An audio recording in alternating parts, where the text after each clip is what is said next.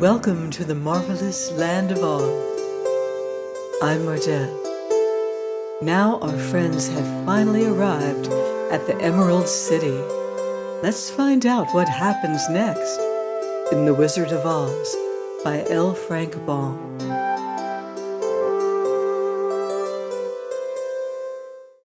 Chapter 11.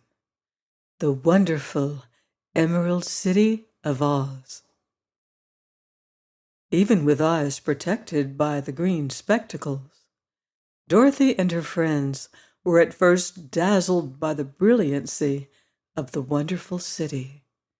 The streets were lined with beautiful houses, all built of green marble and studded everywhere with sparkling emeralds. They walked over a pavement of the same green marble, and where the blocks were joined together were rows of emeralds set closely and glittering in the brightness of the sun. The window panes were of green glass. Even the sky above the city had a green tint, and the rays of the sun were green. There were many people, men, women, and children walking about, and these were all dressed in green clothes and had greenish skins. They looked at Dorothy and her strangely assorted company with wondering eyes, and the children all ran away and hid behind their mothers when they saw the lion. But no one spoke to them. Many shops stood in the street, and Dorothy saw that everything in them was green. Green candy and green popcorn were offered for sale, as well as green shoes, green hats, and green clothes of all sorts. At one place, a man was selling green lemonade, and when the children bought it, Dorothy could see that they paid for it with green pennies. There seemed to be no horses, nor animals of any kind. The men carried things around in little green carts, which they pushed before them. Everyone seemed happy and contented and prosperous. The guardian of the gate led them through the streets until they came to a big building exactly in the middle of the city, which was the Palace of Oz, the Great Wizard. There was a soldier before the door, dressed in a green uniform and wearing a long green beard. "Here are strangers," said the guardian of the gate to him, "and they demand to see the Great Oz." "Step inside," answered the soldier, "and I will carry your message to him." So they passed through the palace gates and were led into a big room with a green carpet and lovely green furniture set with emeralds. The soldier made them all wipe their feet upon a green mat before entering this room, and when they were seated, he said politely, "Please make yourselves comfortable while I go to the door of the throne room and tell Oz you are here." They had to wait a long time before the soldier returned. When at last he came back, Dorothy asked, "Have you seen Oz?" "Oh, no," returned the soldier. "I've never seen him, but I spoke to him as he sat behind his screen and gave him your message. He says he will grant you an audience if you so desire, but each one of you must enter his presence alone, and he will admit but one each day. Therefore, as you must remain in the palace for several days, I will have you shown to rooms where you may rest in comfort after your journey." "Thank you," replied the girl. "That is very kind of Oz." The soldier now blew upon a green whistle, and at once a young girl, dressed in a pretty green silk gown, entered the room. She had lovely green hair and green eyes, and she bowed low before Dorothy as she said, "Follow me, and I will show you to your room." So Dorothy said goodbye to all her friends, except Toto, and taking the dog in her arms, followed the green girl through 7 passages and up 3 flights of stairs until they came to a room at the front of the palace. It was the sweetest little room in the world, with a soft, comfortable bed that had sheets of green silk and a green velvet counterpane. There was a tiny fountain in the middle of the room that shot a spray of green perfume into the air, to fall back into a beautifully carved green marble basin. Beautiful green flowers stood in the windows, and there was a shelf with a row of little green books. When Dorothy had time to open these books, she found them full of queer green pictures that made her laugh. They were so funny.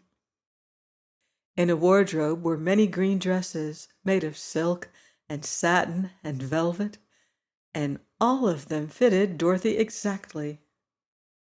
"Make yourself perfectly at home," said the green girl, "and if you wish for anything, ring the bell. Oz will send for you tomorrow morning." She left Dorothy alone and went back to the others. These she also led to rooms, and each one of them found himself lodged in a very pleasant part of the palace.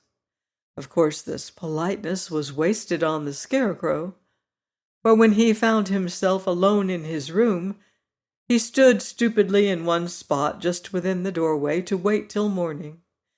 It would not rest him to lie down, and he could not close his eyes, so he remained all night staring at a little spider which was weaving its web in a corner of the room, just as if it were not one of the most wonderful rooms in the world.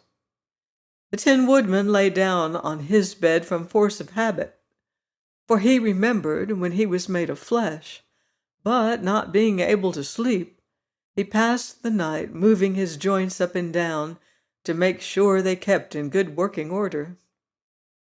The lion would have preferred a bed of dried leaves in the forest, and did not like being shut up in a room. But he had too much sense to let this worry him, so he sprang upon the bed and rolled himself up like a cat and purred himself asleep in a minute. The next morning after breakfast, the Green Maiden came to fetch Dorothy, and she dressed her in one of the prettiest gowns, made of green brocaded satin. Dorothy put on a green silk apron and tied a green ribbon around Toto's neck, and they started for the throne room of the Great Oz. First they came to a great hall, in which were many ladies and gentlemen of the court, all dressed in rich costumes. These people had nothing to do but talk to each other, but they always came to wait outside the throne room every morning, although they were never permitted to see Oz. As Dorothy entered, they looked at her curiously, and one of them whispered, "Are you really going to look upon the face of Oz the Terrible?" "Of course," answered the girl, "if he will see me." "Oh, he will see you," said the soldier who had taken her message to the wizard, "although he does not like to have people ask to see him. Indeed, at first he was angry and said I should send you back where you came from. Then he asked me what you looked like, and when I mentioned your silver shoes, he was very much interested. At last I told him about the mark upon your forehead, and he decided he would admit you to his presence." Just then a bell rang, and the green girl said to Dorothy, "That is the signal. You must go into the throne room alone." She opened a little door, and Dorothy walked boldly through and found herself in a wonderful place. It was a big, round room with a high arched roof, and the walls and ceiling and floor were covered with large emeralds set closely together. In the center of the roof was a great light as bright as the sun, which made the emeralds sparkle in a wonderful manner. But what interested Dorothy most was the big throne of green marble that stood in the middle of the room. It was shaped like a chair and sparkled with gems, as did everything else. In the center of the chair was an enormous head, without a body to support it, or any arms or legs whatever. There was no hair upon this head, but it had eyes and nose and mouth, and was bigger than the head of the biggest giant. As Dorothy gazed upon this in wonder and fear, the eyes turned slowly and looked at her sharply and steadily. "I am Oz, the great and terrible. Who are you, and why do you seek me?" It was not such an awful voice as she had expected to come from the big head, so she took courage and answered, "I am Dorothy, the small and meek. I have come to ask you for help." The eyes looked at her thoughtfully for a full minute. Then said the voice, "Where did you get the silver shoes?" "I got them from the Wicked Witch of the East, when my house fell on her and killed her," she replied. "Where did you get the mark upon your forehead?" continued the voice. "That is where the good witch of the North kissed me when she bade me goodbye, and she sent me to you," said the girl. Again the eyes looked at her sharply, and they saw she was telling the truth. Then Oz asked, "What do you wish me to do?" "Send me back to Kansas, where my Aunt Em and Uncle Henry are," she answered earnestly. "I don't like your country, although it is so beautiful, and I am sure Aunt Em will be dreadfully worried over my being away so long." The eyes winked 3 times, and then they turned up to the ceiling and down to the floor, and rolled around so queerly that they seemed to see every part of the room. And at last they looked at Dorothy again. "Why should I do this for you?" asked Oz.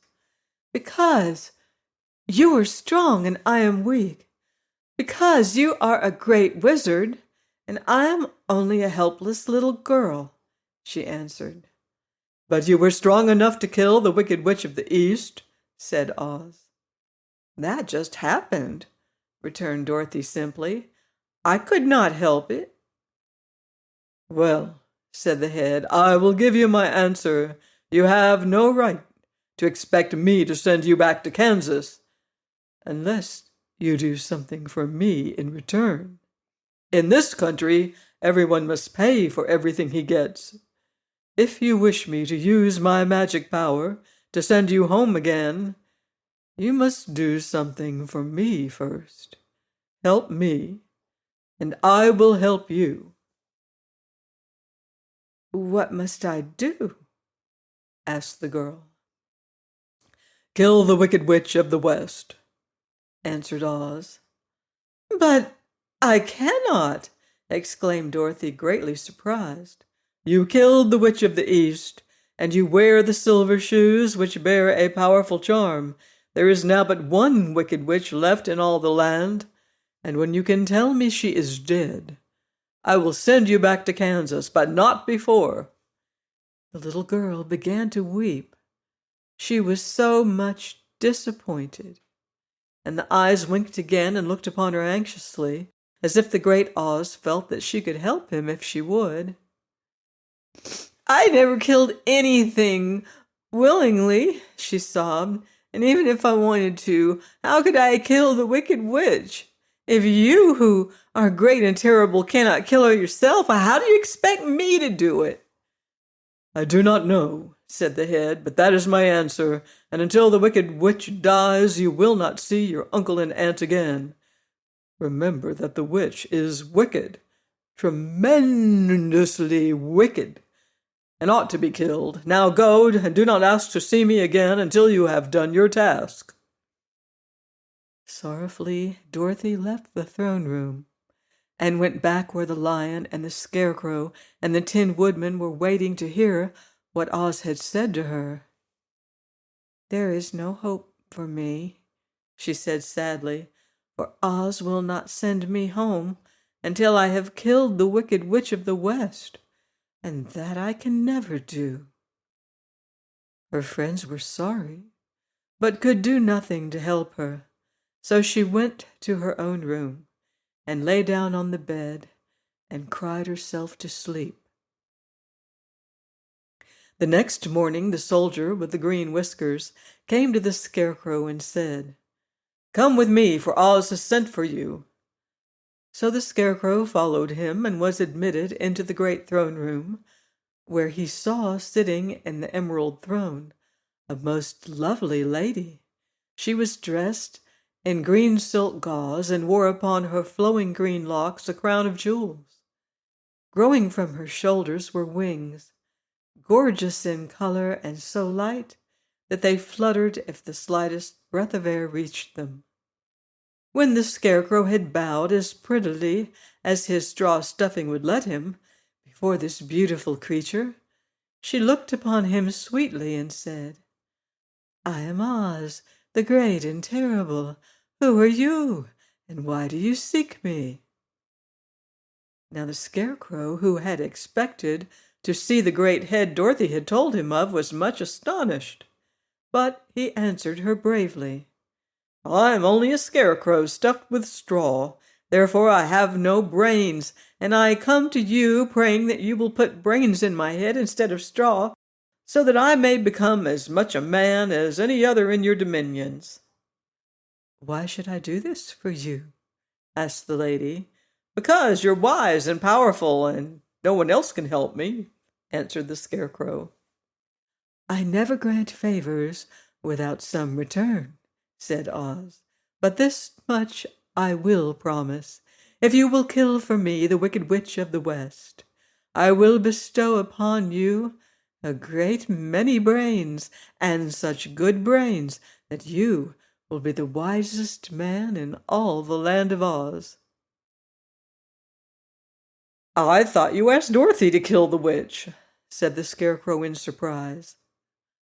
"So I did.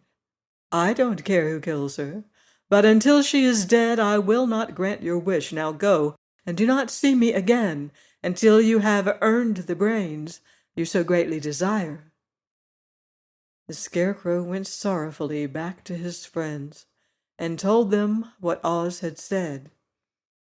And Dorothy was surprised to find that the great wizard was not a head, as she had seen him, but a lovely lady. "All the same," said the Scarecrow, "she needs a heart as much as the Tin Woodman." On the next morning, the soldier with the green whiskers came to the Tin Woodman and said, "Oz has sent for you. Follow me." So the Tin Woodman followed him and came to the great throne room. He did not know whether he would find Oz a lovely lady or a head, but he hoped it would be the lovely lady, for he said to himself, "If it is the head, I am sure I shall not be given a heart, since a head has no heart of its own, and therefore cannot feel for me. But if it is the lovely lady, I shall beg hard for a heart, for all ladies are themselves said to be kindly-hearted." But when the woodman entered the great throne room, he saw neither head nor the lady, for Oz had taken the shape of a most terrible beast. It was nearly as big as an elephant, and the green throne seemed hardly strong enough to hold its weight. The beast had a head like that of a rhinoceros, only there were 5 eyes in its face. There were 5 long arms growing out of its body, and it also had 5 long, slim legs. Thick woolly hair covered every part of it, and a more dreadful-looking monster could not be imagined. It was fortunate that the Tin Woodman had no heart at that moment, for it would have beat loud and fast from terror. But being only tin, the Woodman was not at all afraid, although he was much disappointed. "I am Oz, the great and terrible," spake the beast in a voice that was one great roar. "Who are you, and why do you seek me?" "I am a woodman and made of tin, therefore I have no heart and cannot love. I pray you to give me a heart, that I may be as other men are." "Why should I do this?" demanded the beast. "Because I ask it, and you alone can grant my request," answered the woodman. Oz gave a low growl at this, but said gruffly, "If you indeed desire a heart, you must earn it." "How?" asked the woodman. "Help Dorothy to kill the Wicked Witch of the West," replied the beast. "When the witch is dead, come to me, and I will then give you the biggest and kindest and most loving heart in all the land of Oz." So the Tin Woodman was forced to return sorrowfully to his friends and tell them of the terrible beast he had seen. They all wondered greatly at the many forms the great wizard could take upon himself, and the lion said, "If he is a beast when I go to see him, I shall roar my loudest and so frighten him that he will grant all I ask. And if he is the lovely lady, I shall pretend to spring upon her and so compel her to do my bidding. And if he is the great head, he will be at my mercy, for I will roll this head all about the room until he promises to give us what we desire. So be of good cheer, my friends, for all will yet be well." The next morning the soldier with the green whiskers led the lion to the great throne room and bade him enter the presence of Oz.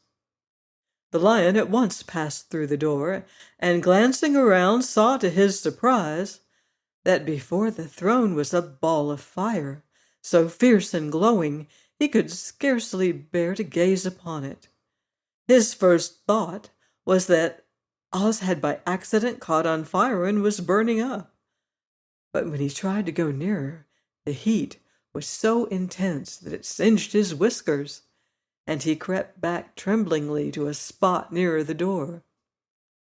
Then a low, quiet voice came from the ball of fire, and these were the words it spoke. "I am Oz, the great and terrible. Who are you, and why do you seek me?" And the lion answered, "I am a cowardly lion, afraid of everything. I came to you to beg that you give me courage, so that, in reality, I may become the king of beasts, as men call me." "Why should I give you courage?" demanded Oz. "Because of all wizards you are the greatest, and alone have power to grant my request," answered the lion. The ball of fire burned fiercely for a time, and the voice said, "Bring me proof that the wicked witch is dead, and that moment I will give you courage. But so long as the witch lives, you must remain a coward." The lion was angry at this speech, but could say nothing in reply, and while he stood silently gazing at the ball of fire, it became so furiously hot that he turned tail and rushed from the room. He was glad to find his friends waiting for him, and told them of his terrible interview with the wizard. "What shall we do now?" asked Dorothy sadly. "There is only one thing we can do," returned the lion, "and that is to go to the land of the Winkies, seek out the wicked witch, and destroy her." "But suppose we cannot?" said the girl. "Then I shall never have courage," declared the lion. "And I shall never have brains," added the Scarecrow. "And I shall never have a heart," spoke the Tin Woodman. "And I shall never see Aunt Em and Uncle Henry," said Dorothy, beginning to cry. "Be careful," cried the green girl. "The tears will fall on your green silk gown and spot it." So Dorothy dried her eyes and said, I suppose we must try it, but I am sure I do not want to kill anybody, even to see Aunt Em again." "I will go with you, but I am too much of a coward to kill the witch," said the lion. "I will go too," declared the Scarecrow, "but I shall not be of much help to you. I'm such a fool." "I haven't the heart to harm even a witch," remarked the Tin Woodman, "but if you go, I certainly shall go with you." Therefore it was decided to start upon their journey the next morning, and the woodman sharpened his axe on a green grindstone and had all his joints properly oiled.